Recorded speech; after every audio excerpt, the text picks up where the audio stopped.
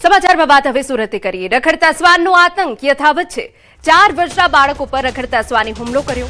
વેસ્તાન ગણેશનગરમાં આ ઘટના બની।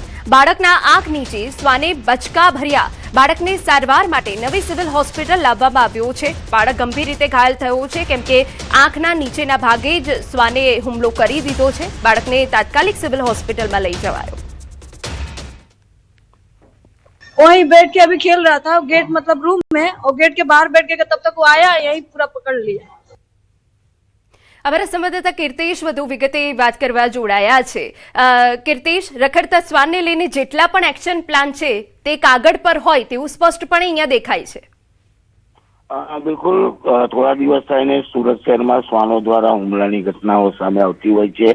ત્યારે ફરી એક વખત સુરતના બસ્તાન વિસ્તારની ઘટના છે, જ્યાં 4 વર્ષના બાળક ઉપર શ્વાનોના ટોળા દ્વારા હુમલો કરવામાં આવ્યો છે। જો કે જેને લઈને બાળકની આંખને ભાગના નીચે ઈજા થવા પામી હતી। બાળકને તાત્કાલિક સારવાર અર્થે હોસ્પિટલ ખસેડવામાં આવ્યો છે। ખાસ કરીને ઘટનાને લઈને સમગ્ર વિસ્તારમાં એક સમય માટે લોકોમાં આક્રોશ ફેલાઈ જવા પામ્યો હતો। જે પ્રકારની આ ઘટના છે, અવારનવાર નાના બાળકો શ્વાન ટાર્ગેટ કરતા હોય છે, ત્યારે વધુ એક ઘટના સામે આવતા તંત્ર ફરી એક વખત દોડતું થયું છે। ચોક્કસ તંત્ર દ્વારા શ્વાનોને રસીકરણ ખસીકરણ સાથે હુમલા ના થાય તે પ્રકારની કામગીરી કરવામાં આવતી હોવાની મોટી વાતો કરવામાં આવે છે, પણ આ વાતો માત્ર કાગળ પર હોય તેવું સ્પષ્ટપણે લાગી રહ્યું છે।